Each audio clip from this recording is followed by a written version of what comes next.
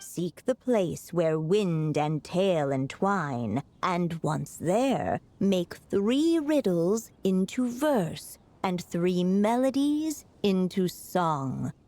For in poetry and song will this story start to blossom. Come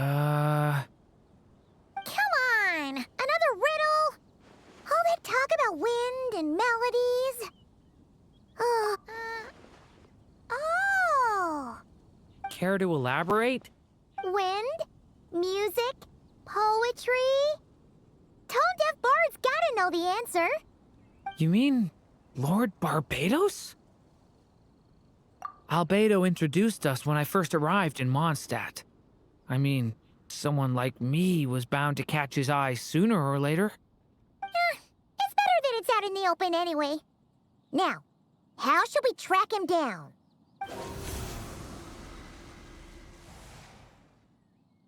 I'm pretty sure he's already caught wind of what's going on here. Why don't we just see where the wind takes us? Right. He definitely makes it easy to forget he's a real god sometimes. Traveler, Paimon! What a sight for sore eyes! And the little dragon from the fairy tale world. I heard your voices calling out to me on the wind. Something about needing help with a riddle? Sorry to disturb you, Lord Barbados. Disturb me? Not at all! To tell you the truth, I'm just as curious about this riddle as you are. Let me take a look. What is it? Did you figure out the answer? 3 riddles and 3 melodies. That sure takes me back. The answer you seek lies hidden in memory. Looks like running to Tone-Deaf Bard was the right call after all. Long ago, those mages came to Mondstadt, seeking to test their strength against mine. But I replied, let us make music, not war, and resolve our conflicts through song. So I strummed my lyre and sang them this verse. O wind, welcome now, my guests. Pass through verdant leaves unseen, where shape your formless self may take, and offer up a graceful scene, a fleeting gift for welcome's sake. Leap at the edge of a sea of clouds, where land meets sky and sky meets ground. There frighten off the noisy crowds and bring my guests a calm profound.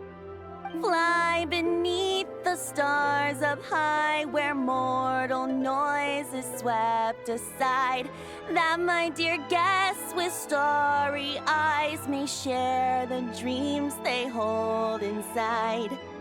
Now go to where I vowed to keep a quiet spot for them to sleep.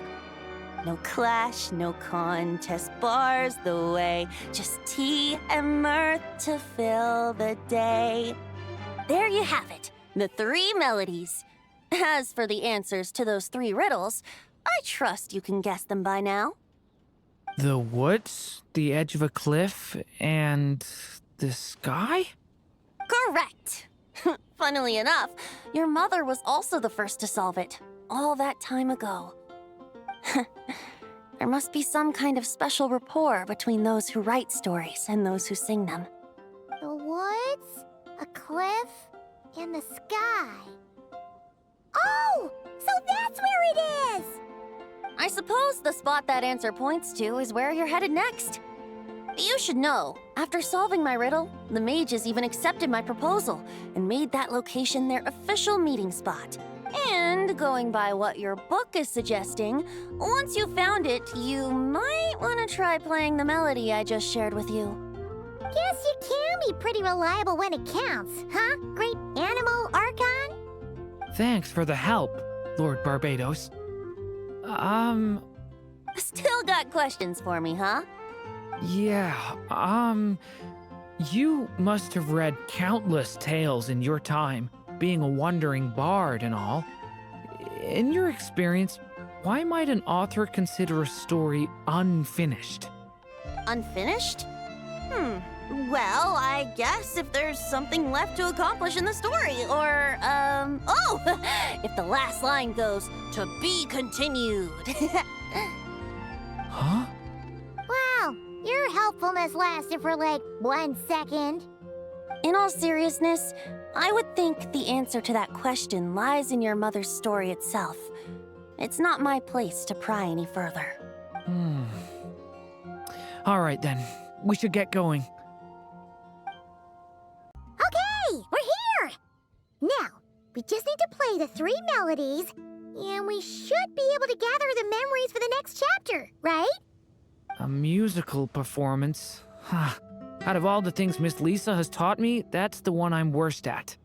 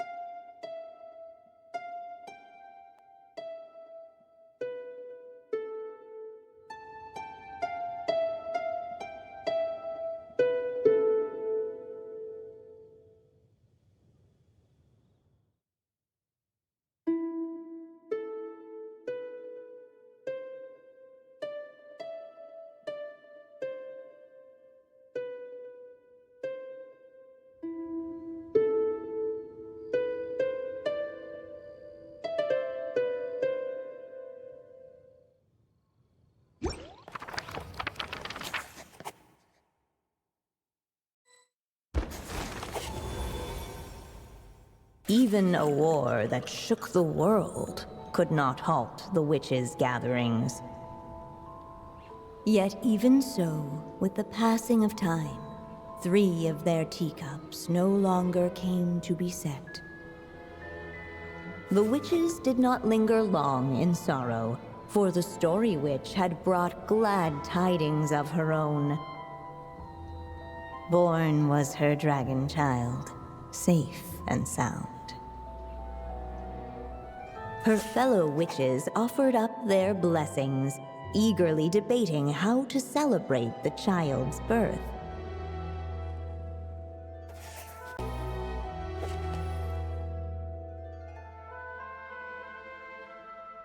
In the end, they settled on the most vibrant balloons they could find. After all, what could be more joyous than the arrival of new life? And so, the witches' gathering turned into a birthday celebration.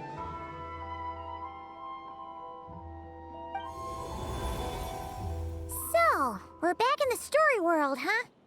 As if from nowhere, new guests appeared at the witches' table. Perhaps they too had come to celebrate the dragon child's birthday. Yet while everyone else was busy thinking about what kind of gift to offer, these 3 seemed to have come empty-handed. Hardly the recipe for a warm welcome to a birthday party, now is it? A gift? Hey, what's this all about? We only just found out this was a party! While the guests voiced their complaints and grievances, perhaps they should have been wondering what kind of gift to give instead. So, we need to bring a gift to advance the story? But where are we supposed to get something like that? Perhaps it would be a good idea to have a look around. Why didn't you just say so?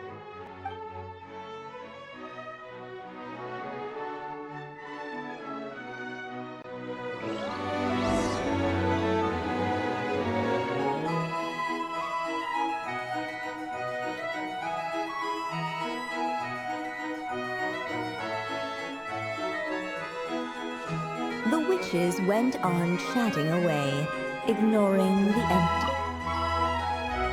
Hey, is that the other Durin? Hey, Mini Durin! Nope, no reaction.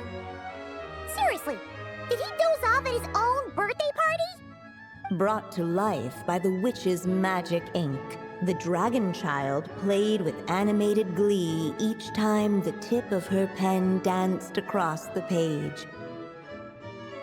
Yet she could not spend all her time writing. For the upcoming witches' gathering, she had no choice but to set down her pen. But before doing so, she wrote one last line.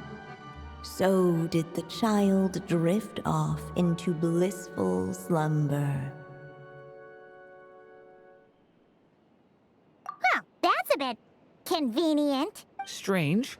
I don't remember ever being at any of the mages' gatherings. When exactly was this birthday party supposed to have happened? No wonder you don't remember. From the looks of it, you were probably fast asleep at the time.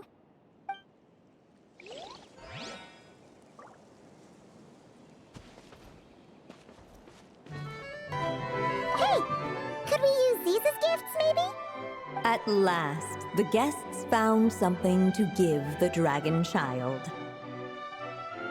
Guess that's a yes then. Which one should we go for? Still, the guests wondered, what kind of gift might the little dragon really want? Should they put a warrior's sword in his hand and send him out on an unstoppable quest to save the world? Or perhaps a wandering hero's slingshot and the promise of a life of endless, uncharted adventure? Or maybe even a scholar's tome and the chance to take on all the world's unsolved mysteries. Okay. Wow. That's a lot of pressure all of a sudden.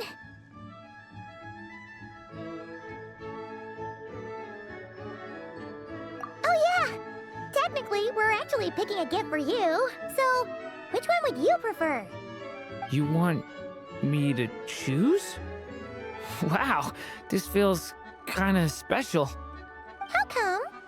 For as long as I can remember, I've spent most of my time living in the stories my mother created. I always thought my mother had everything written out for me already, just like the toy figures in Constellation Metropole. What I wanted to do with my own future. That's something I've never really thought about. What did I want back then?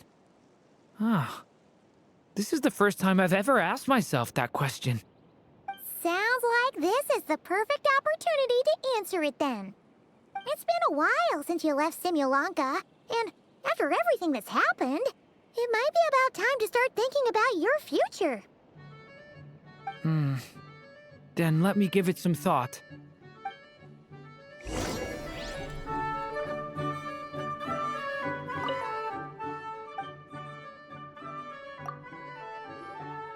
In the end, the guests settled on the scholar's tome. So you're the scholarly type, huh? I just feel like I should learn more about the way the world works. What makes you say that? I'll give you an example. Did you know that in Mondstadt, using fire to catch fish is a punishable offense? I thought she was just teaching me regular hunting techniques. It was only after Master Jean caught me and sent me to solitary confinement that I realized I'd misread the situation. So much of what's considered common knowledge in your world just wasn't in Simulanka. So I have to learn, or I'll keep causing trouble for everyone else. I'm not sure that counts as common knowledge.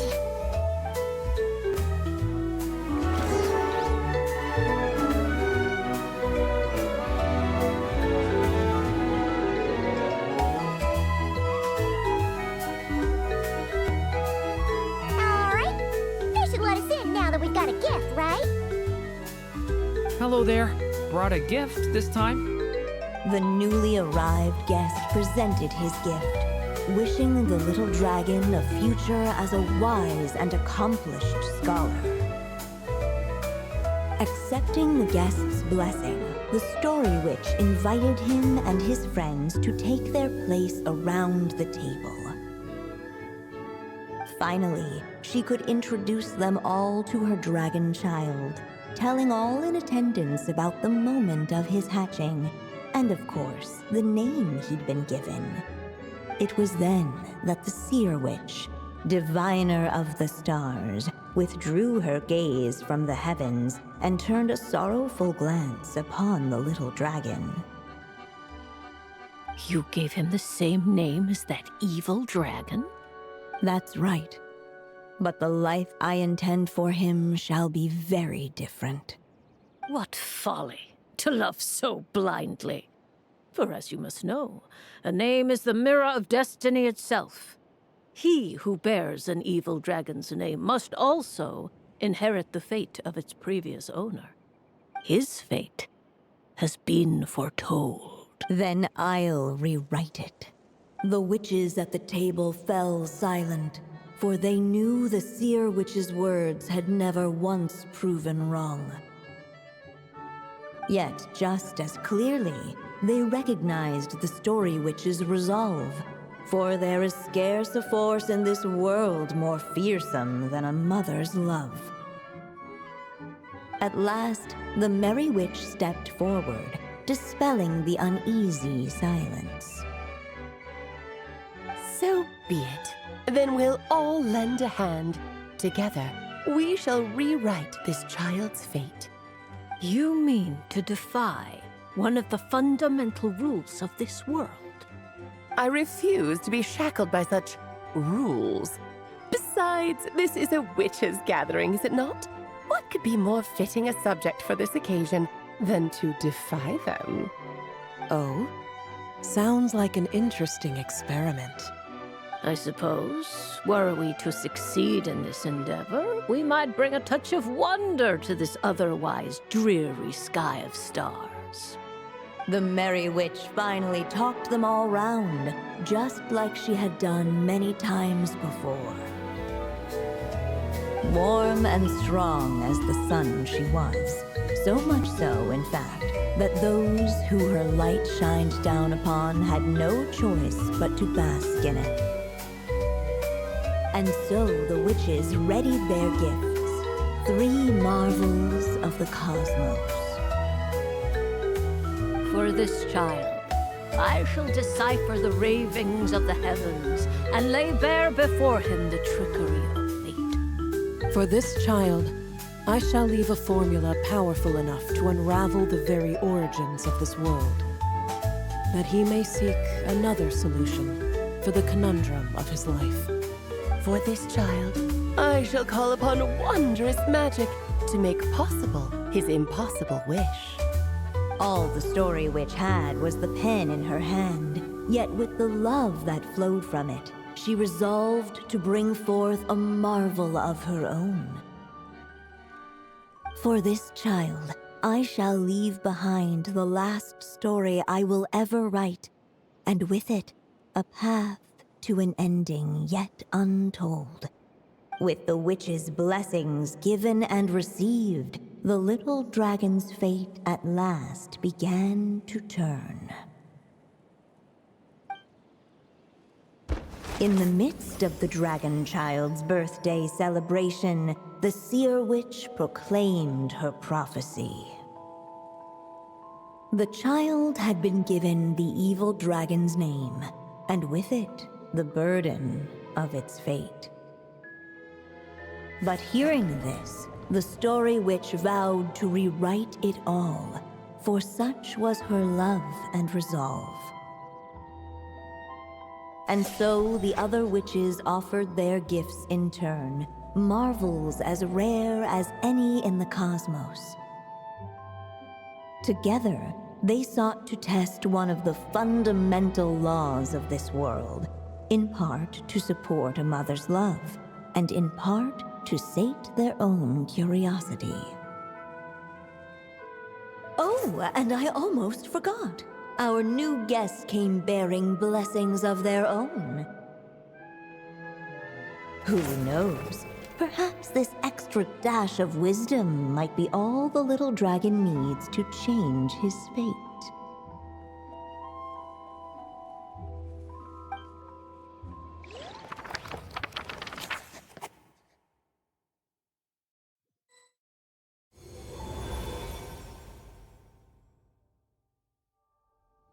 Yep, looks like we've completed this chapter too. Those witches in the story were the mages of the Hexen Circle, right? They sure seem to care a lot about you, Durin. But, Paimon kinda had trouble following their conversation. Just a bunch of mystery, as usual. The evil dragon's fate. Oh, is that what you're worried about? But didn't we already take care of that? Ah, the mages must have had a hand in that, too. Also, I was just thinking, which part of the story are we even meant to be completing? Oh, it feels less like we're filling in the gaps and more like we're adding something new altogether. But we use the ink, right? And the book hasn't given us any more clues, so that must mean our task is complete. At least for now. Yeah, I guess we're doing something right.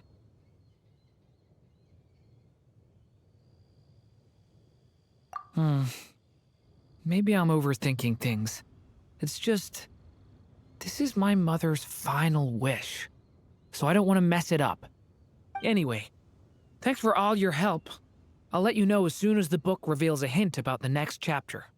Okay then. See you in the next chapter.